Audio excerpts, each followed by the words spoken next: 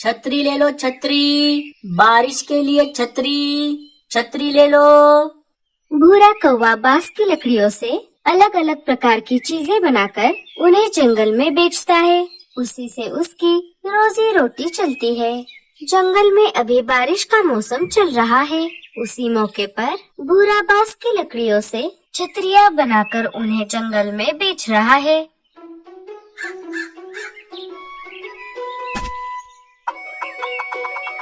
हे ऊपर वाले, मैं सुबह से छाते बेच रहा हूँ, लेकिन अब तक मेरी एक भी छतरी नहीं बिकी। अब मुझे बहुत भूख लगी है। चलो अब घर जाता हूँ।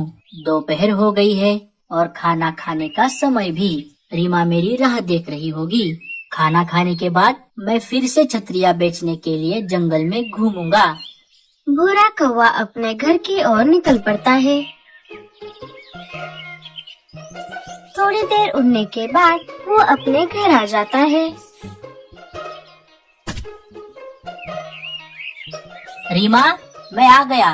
जरा मेरे लिए पानी लाना, मुझे बहुत प्यास लगी है। रीमा भूरे के लिए पानी लेकर आती है।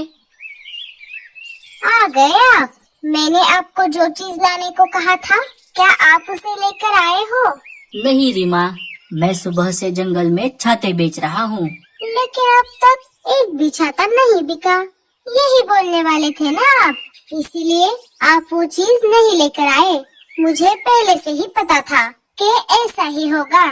अरे रीमा, तुम नाराज मत हो। तुम देखना, आज नहीं तो कल मेरे छाते जरूर बिकेंगे और उसके बाद तुम जो मांगोगी मैं तुम्हें वो ला कर दूंगा। हाँ हाँ, रहने दो। मुझे झूठे सपने मत दिखाओ। मैं तो कहती हूँ आप ये छाते बेचना बंद करो और कोई दूसरा काम करो, जैसे कि कुछ मिठाई विठाई, पकोड़े शकोड़े, आलू समोसे, वड़ा पाव, ऐसी खाने की चीजें बेचो। उससे हम माला माल हो जाएंगे। मेरा भाई कालिया भी ऐसी ही चटपटी खाने की चीजें बेचकर माला माल हो गया है। अरे रीमा, मुझे रसोई का काम नहीं आता। मैं तो सिर्फ बांस की लकड़ियों से चीजें बनाना जानता हूँ। चलो अब हम खाना खा लेते हैं। मुझे बहुत भूख लगी है। खाना खाने के बाद तुम भी छाते बेचने के लिए मेरे साथ आना। नहीं नहीं, मैं तो नहीं आऊंगी। मेरे मायके में मैं रानी बनकर रहती थी। मेरे मम्मी पापा ने बचपन से मुझे बहुत लाड़ प्यार में पाला है। मुझे किसी भी चीज की कोई कमी नहीं थी। लेकिन यहाँ आकर मेरी हालत एक नौकरानी की तरह हो गई है। एक तो घर पर इतना काम रहता है और ऊपर से आप मुझे साथ में चलकर छाते बेचने के लिए बोल रहे हो। हाँ रीमा, मुझे सब पता है। तुम तुम्हारे मायके में बहुत खुश थी, लेकिन यहाँ आकर तुम्हारे सपने सपने रह गए। लेकिन मैं प्यार भी तो तुमसे उतना ही करता हूँ ना। हाँ हाँ, उसी वजह से तो मैंने आपसे शादी की है, वरना मेरी शादी तो बहुत बड़े घर में होने वाली थी। तुम चिंता मत करो रीमा, एक ना एक दिन मैं तुम्हारे सारे सपने पूरे कर दूंगा। रीमा को भूरे पर तरस आ जाता है। मुझे आप पर पूरा भरोसा है भूरे जी। चलिए मैं भी आपके साथ छाते बेचने के लिए बाहर चलती हूँ, लेकिन उससे पहले हम खाना खा लेते हैं। खाना खाकर दोनों छाते बेचने के लिए बाहर आ जाते हैं। छतरी ले लो छतरी, बारिश के लिए छतरी, छतरी ले लो। दोनों छतरी बेचते हुए शिकारी चीलों के इलाके से गुजर रहे थे। तभी उन्हें एक शिकारी चील बुलाता है। क्यों रे कौवे, ये क्या बेच रहा है तू? चील भाई, अभी बारिश का मौसम चल रहा है ना, तो मैं बांस की लकड़ियों से बने छाते बेच रहा हूँ। क्या आपको छाता लेना है? अच्छा, ऐसी बात है। बारिश का मौसम तो शुरू हो गया है, लेकिन बारिश का कहीं भी नामो निशान नहीं है। और इसी में तू छाते बेच रहा है? बेचना ही था तो कुछ और बेचता। अगर कोई खाने की चीज होती तो मैं जरूर ले लेता। हाँ चील भाई, मैंने भी इनसे यही कहा था, लेकिन ये मेरी बात ही नहीं सुनते। चलो कोई बात नहीं, जाओ अपने अपने छाते बेचो। अजी, हम भी एक छाता ले लेते हैं। क्यों? हमें क्यों चाहिए छाता? हमें छाते की क्या जरूरत है? क्या पता हमें भी एक छाते की जरूरत पड़ जाए। अरे भगवान, बारिश का मौसम तो कब का शुरू हो चुका है, लेकिन अभी तक आसमान से बारिश की एक बूंद तक नहीं गिरी। मुझे पता है इस साल बारिश नहीं होगी, इसीलिए हमें छाते की कोई जरूरत नहीं है। बारिश हो या ना हो, मुझे एक छाता खरीदना है। अच्छा बाबा, ठीक है। भूरे, एक अच्छा सा छाता दे दे। चील भूरे से एक छाता खरीद लेता है। रीमा और भूरा वहाँ से निकल पड़ते हैं। इधर बाकी के पंछी अपने बातचीत करने वाले जगह पर बातचीत कर रहे थे। दोस्तों, बारिश का मौसम तो शुरू हो गया है, लेकिन अभी तक हमारे जंगल में बारिश नहीं हुई। हाँ रानो, अगर ऐसा ही चलता रहा तो जंगल में सूखा पड़ जाएगा। पानी की समस्या तो और ज्यादा बढ़ जाएगी। अरे ओ कालू, क्या तुझे बारिश के बारे में कुछ पता है? कब होगी हमारे जंगल में बारिश? नहीं दोस्तों, मैं आज सुबह ही मौसम के जानकार पंछियों के पास गया था, लेकिन उन्होंने कहा कि इस साल बारिश होने की कोई संभावना नहीं है। छाते ले लो छाते, बारिश के लिए छाते, छाते ले लो। मीनू मौसी आवाज लगाकर उन्हें अपने पास बुला लेती है। दोनों वहाँ पर आ जाते हैं। अरे भूरे, ये तू क्या बेच रहा है? मीनू मौसी, मैं बारिश से बचने के लिए बांस के लकड़ी से बने छाते बेच रहा हूँ। क्या आपको छाता लेना है? अरे हाँ हाँ, मैं कब से एक छाता खरीदने की सोच रही थी। मेरे पास छाता नहीं है। अरे मीनू मौसी, यहाँ बारिश का नामो निशान नहीं है और आप छाता खरीद रही हो। इससे अच्छा आप कोई दूसरी चीज ले लो। अरे बुलबुल, ऐसी बात नहीं है। मेरा अनुभव कहता है कि बारिश कभी भी आ सकती है। प्रकृति हमारे हिसाब से तो नहीं चलती। बारिश होगी या नहीं, ये हम नहीं बता सकते। वो कहते हैं ना अंग्रेजी में, precaution is better than cure. इसीलिए मैं छाता खरीद रही हूँ। भूरे, तो मुझे एक अच्छा, मजबूत और टिकाऊ छाता दे दे। भूरा मीनू मौसी को एक अच्छा सा छाता दे देता है। भूरे, मुझे ये छाता कैसे इस्तेमाल करना है, इसके बारे में थोड़ी जानकारी दे दे।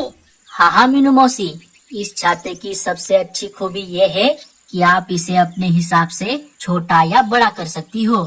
भूरा एक एक करके मीनू मौसी को छाते के बारे में सारी जानकारी दे देता है।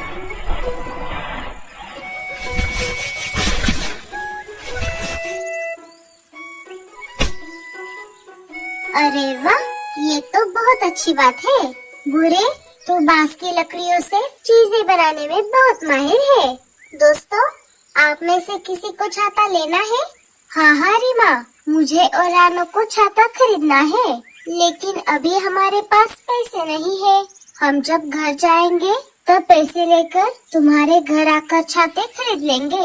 कोई बात नहीं लाड़ो, तुम दोनों अभी छाते ले लो और पैसे बाद में दे देना। भूरा रानो और लाड़ो को एक एक छाता दे देता है। भूरे, मुझे भी एक छाता दे दे। नहीं नहीं, हमें छाते की कोई जरूरत नहीं है। चलिए, हमें अभी घर जाना है। घर पर बहुत सारा काम पड़ा है। कालू और गोरी वहाँ से चले जाते हैं। उन दोनों के जाने के बाद वहाँ पर राजा जी के सिपाही आ जाते हैं। रीमा और भूरे, तुम दोनों को राजा जी ने महल बुलाया है, चलो हमारे साथ। रीमा और भूरा सिपाहियों के साथ अपने छाते लेकर निकल जाते हैं। थोड़ी ही देर में रात हो जाती है। सारे अपने अपने घोंसले में सो रहे थे।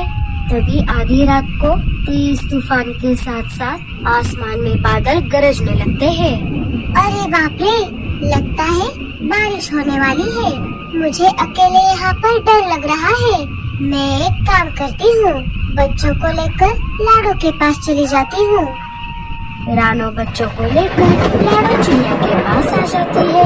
अरे रानो, तुम आधी रात को यहाँ कैसे आ गई? क्या कोई परेशानी है? नहीं लाडो, बच्चों के पापा काम के सिलसिले में जंगल से बाहर गए हैं और बाहर अचानक तेज तूफान और बादलों के गरजने की आवाज आ रही थी। मुझे अकेले डर लग रहा था, इसीलिए मैं बच्चों को लेकर तुम्हारे पास आ गई। अच्छा किया रानो, तुम यहाँ पर आ गई। सोनू और पिंकी के पापा भी आज घर पर नहीं है। मुझे भी अकेले घर पर डर लग रहा था। थोड़ी ही देर में तेज बारिश शुरू हो जाती है। चलो, अच्छा हुआ बाबा, मैंने आज भूरे से छाता खरीद लिया।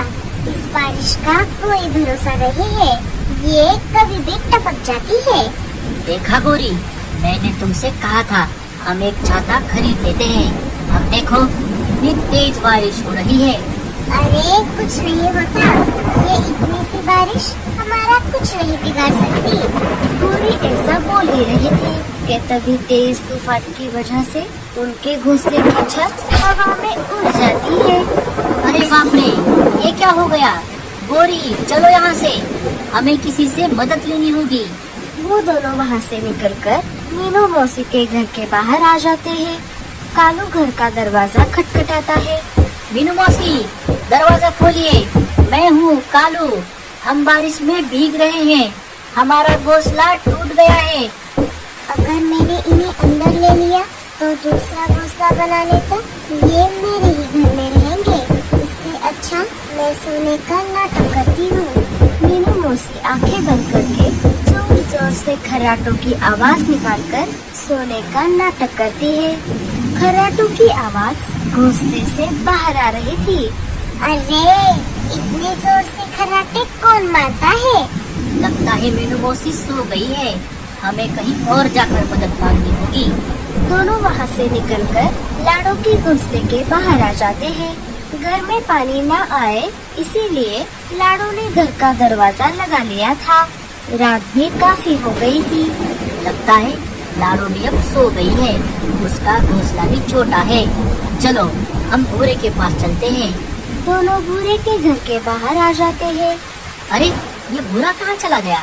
तभी उनको देखकर बुलबुल उनके पास आ जाती है।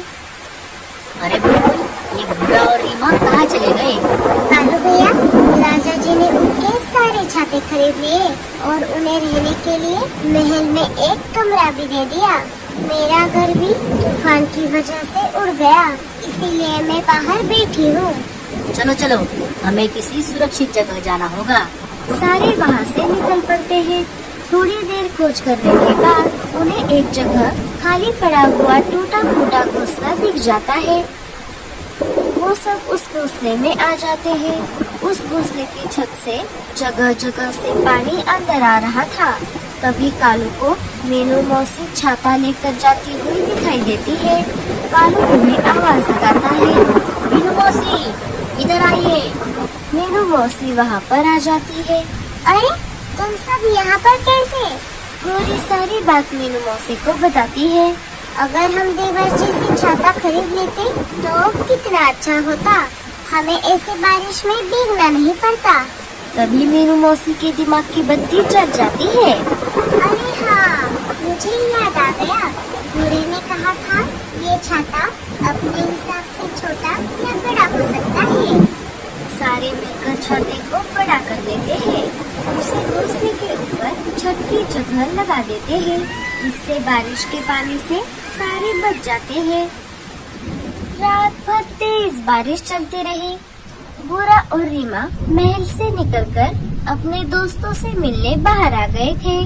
तभी सारे पंछियों ने भूरी से अपने लिए एक एक छाता बनवा लिया। अरे वाह भूरे, ये तो छाते का घर बन गया।